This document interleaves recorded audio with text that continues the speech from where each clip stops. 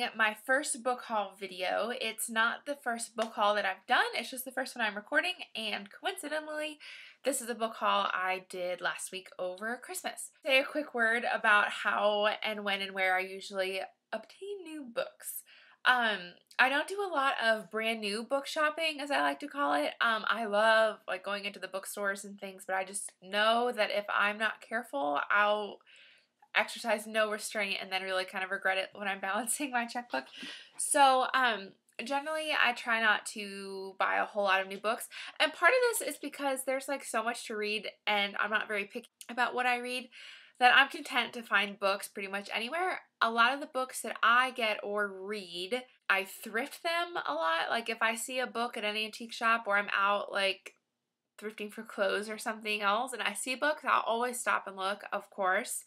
Also, I take a lot of books from family members who are willing to part with them. I've also done a lot of like book trades with friends where originally it was like, hey, I like this, maybe you would too, let's trade for a bit, that we never finished, i.e. like I just have friends' books from the years. As of recently, one of my grandpas has been my biggest source of new books, and he always has the coolest stuff on his shelf, and every time I visit him, he's like, take some books if you want. I need more room on my shelf so I can buy more books. I'm not going to read them again. So I usually take him quite seriously and leave him more than enough room for new books. I started doing that a couple years ago and I visited him over Christmas. And I have some lovely new additions to my collection to show you. I haven't read any of these yet because I only got them last week, but I am thinking that they're going to comprise the bulk of my summer break book list. That's like months down the road, but I just know right now that I need to be reasonable and not take any of these back to college or else like I won't do anything. How these book hauled books are sitting at the moment is just purely based on size, and I stuck them here because I'm going to talk about them. I don't tend to categorize my bookshelves by size, so I'm not sure how they will land, but for now I'll start at the top of the pile with the smallest book by size, not by pages. I just stacked them so they wouldn't topple on my computer while I was filming. So, anyway, here we go. The first book is the Oxford Book of English Verse. It's this pretty little blue book. It's old and lovely, and it's really fat. And I thought this was like really appealing because I am wanting to get more into like classic literature this year and familiarize myself with things I haven't typically read or don't know anything about. So, poetry is at the top of the list of things I don't know a lot about and that I haven't read a whole bunch of. So this was perfect. It nails those two categories, two birds with one stone. And it also is arranged chronologically. Let's see if I can find the contents. It's arranged chronologically, I believe, through like the greats of English prose and poetry. Oh my goodness, so look at this. This is just like a teeny tiny bit. There's so much in here. And I'm really excited to read this. I got a little bit more familiar with poetry in some of my lit classes this last semester and realized that it's not as daunting as I remember it being in high school. And between my love of watching my school slam poetry team perform, they're so good, and reading like traditional not spoken word poetry in class, I'm discovering that poetry is a thing that I too can enjoy. So Grandpa let me take this so I can educate myself and expose myself to some of the greats of English verse. So, book number 1. Next, kind of on the same theme of I want to read the greats of literature this year, is this teeny tiny book of short stories by John Updike. It's called The Maple Stories, and I've read a little bit enough to know that he published the Maple Stories separately. I think, actually, maybe don't quote me on that. But anyway, John Updike, someone that's also on my list that I've never read. And yeah, I'm excited. This is itty bitty. And I haven't decided if I'm going to sit down and read this all at once or if I'm going to read the stories in and among novels or other books that I'm reading. So I'll let you know. But excited to have some short stories. Again, it's a type of literature I don't read a whole lot of unless I'm prompted to by friends or teachers. So yeah, there's that. Okay, this is one of the first books that jumped out at me from his shelf this visit. It is The Aleph and Other Stories by Jorge Luis Borges? Borges? I'm sorry, I have never heard of this author and I didn't Google it beforehand, so I don't know how to pronounce it. But let me basically fill you in from what I learned on the back, and that is, this is a book full of philosophical puzzles and supernatural surprises with some of his most fully realized human characters. So, I really enjoy like quirky, mystical type stories, and my grandpa always has a lot. I don't know what the genre is called officially. It's not quite fantasy. It's not, maybe it's magical realism. Maybe that's what I'm thinking of. So anyway, this seemed enchanting and quirky and kind of like philosophical and out there, so I took it. Also, I love the color illustration, and I'm judging this book by its cover, so came home with me. All right. Next is a novel. I don't often sit down and read novels, mainly because I don't know how to pick them anymore. So that's one place that I'm really finding a lot of good info on BookTube. If you follow me on Goodreads, you'll see that my books to read or want to read shelf has increased exponentially in the last few weeks, and that's because I'm watching all your movies and I want to read what you're reading. So here's a book I'll contribute to that list. It's called A Year on Ladybug Farm. It's basically about a group of women who come from various life paths and backgrounds, and they start farming together, and it kind of seems to me like it might be the modern woman's version of Little House on the Prairie, all grown up and like cutesy. I'm not really sure, so I'm really excited to read this, but Grandpa seemed to like it, and I look forward to reading it. It's basically just a book about a group of spunky women having to survive on their own on a farm, so I think it's gonna be pretty inspiring. It's not a true story, but it can still be inspiring. Alright, I'm running out of room here. I live in a box of books. Next, this is a book of Chekhov short stories, so it's pretty self-explanatory. I want to read some Anton Chekhov in my life, and what a better way to get to know him by reading some short stories. So, not too long, not too short. And I'm running out of room, so the books are going to go on the floor. Ooh, just temporarily, don't worry. Okay, another novel. This is Echoes by Maeve Binchy. It takes place in Ireland, and I'm on a big Ireland history, culture, literature kick right now, so this was awesome.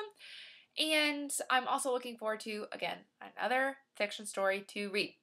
Okay, so quick teaser. The only thing I know is that there's like a guy and a girl, obviously, and he comes from the affluent family and she is not, and she's like a shop girl, and they meet and like fall in love. We all know how this type of story goes, but I look forward to reading this book. So that'll be fun. Also stretching myself a little bit because, I don't know, really like romancy type stories like stress me out. I don't really know why that is, but doesn't look like it's gonna be too into like the smutty drama plotline type thing, but it'll be fun. Okay, so anyway, as you can see, my pile is getting shorter. This is the next book I took from Grandpa. It is by Emily Giffin, as you can see, called Where We Belong. And this appears from the flap to be a story about a grown woman who's a successful New York City career lady who finds this 18-year-old girl on her doorstep one morning who like needs to talk to her badly. And I think that this is one of those like mom gives up baby at an opportune time, baby comes back at an opportune time types of stories. So sounds exciting. Next, I'm super excited about this one. I've been seeing this on a lot of lists this year. It is The Paris Wife by Paula McLean. I should have remembered that. This is a novel about, oh, I hope it's a novel. Who am I? I don't even know what this book is. I'm 90% sure this is a novel about Ernest Hemingway's first wife. So, wowza! Favorite things. Literature about literature. It's like bookception. I'm super pumped. Historical fiction. Haven't read that in a long time. Since I read mostly nonfiction books anyway these days, I'ma like this. Yay. Thanks, Grandpa. Okay, so this is what's left, and they're all facty books, as you can see. I'm going to do this one first. I'm going to show them out of order because I'm excited about this one more than the others. This is The Fabulous History of the Dismal Swamp Company by Charles Royster. Sorry.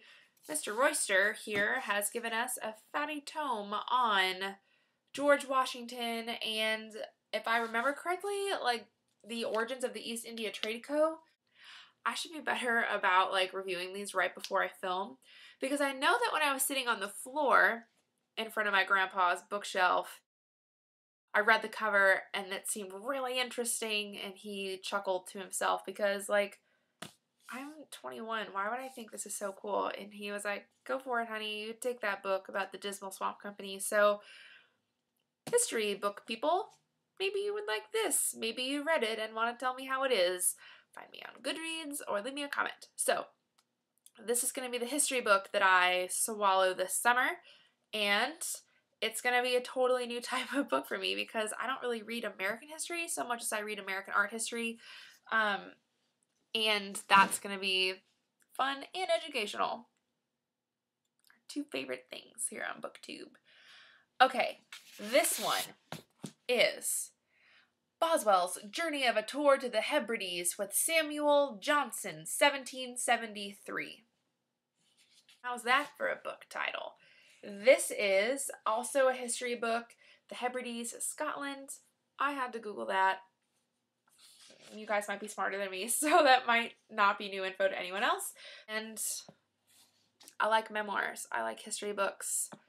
And this is a memoir history book. So, Grandpa, let me take this. It might be about, like, Presbyterians. I don't remember if this was a church history book or just like a history book. Either way, I like history, so not complaining. Alrighty, second to last book on the Grandpa Book Haul of 2013 is a really old book that is kind of an oddity. It's not a rare volume per se, but it's like a book that book history lovers would like, so says my grandpa. It is Robert Burton's The Anatomy of Melancholy. And this book was written in the 1700s by a doctor who thought he knew all about melancholy. So what makes this an oddity is that it's like an old science slash early psych medical book.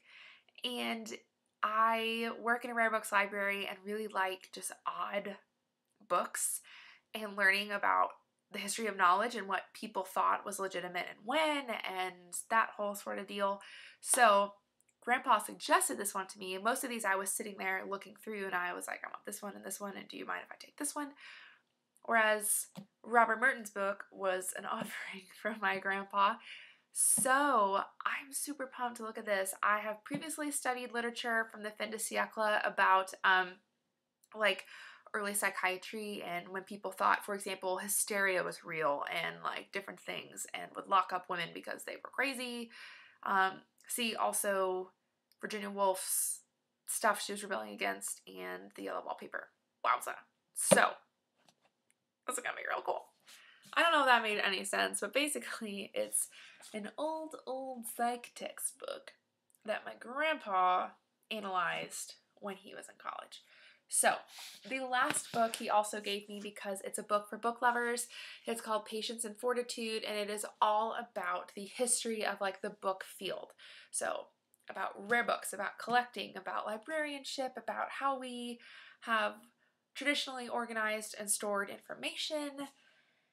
It is a roving chronicle of book people, book places, and book culture by Nicholas A. Basbane. So, the book jacket is delightful, and my grandpa has typically lent books to people and then he'll like retire them to me. So he has a little note in here suggesting it to a friend saying, this is not a read in one sitting book.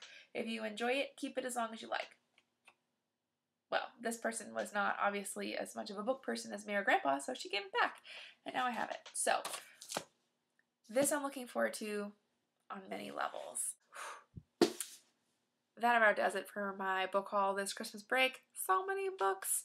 I'm going to toss this on the internet with your guys' Christmas book hauls, and hopefully you like seeing this little pile. I would say let me know what books you're hauling right now, but I'm kind of late on the Christmas book haul train, so toot toot. Time to get reading. Lovely chatting with you, book people, as always, and thanks for watching. I will see you on the flippity flip.